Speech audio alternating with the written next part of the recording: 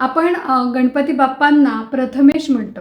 म्हणजेच कुठल्याही शुभ कार्याची सुरुवात करताना सर्वात आधी आपण गणपती बाप्पाचं पूजन करतो आणि मगच त्या शुभ कार्याला सुरुवात करतो. कारण त्यांचे आशीर्वादाने ते शुभ कार्य व्यवस्थित पार पडेल. पण गणपती बाप्पांचे वर्षातून 2 सण प्रामुख्याने खूप मोठ्या प्रमाणावरती साजरे केले जातात. ते म्हणजे भाद्रपद शुद्ध चतुर्थीला येणारा गणेश चतुर्थीचा सण आणि माघ शुद्ध चतुर्थीला येणारा गणेश जयंतीचा गणेश जन्माचा सण.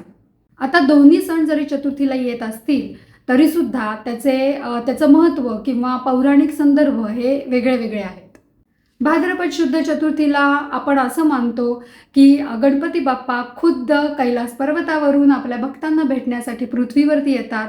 म्हणून त्यांच्या स्वागतासाठी, त्यांच्या आगमनासाठी, त्यांच्या पाहुणचारासाठी आपण पुढचे 10 दिवस हा गणेशोत्सवाचा सण साजरा करतो.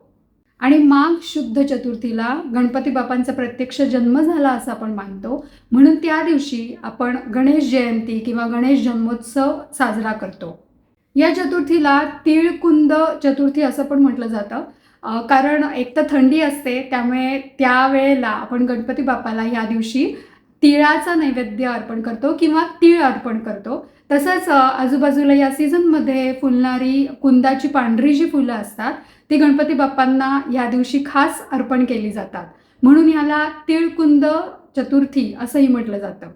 एक इंटरेस्टिंग गोष्ट म्हणजे गणेश चतुर्थी जी भाद्रपद महिन्यात येते ती आणि माघ महिन्यात येते ती सुद्धा गणेश जयंती या दोन्ही दिवशी चंद्राचं दर्शन घेऊ नये असं मानलं जातं. त्यामुळे चोरीचा आळ येऊ शकतो, अशी एक पौराणिक कथा आहे.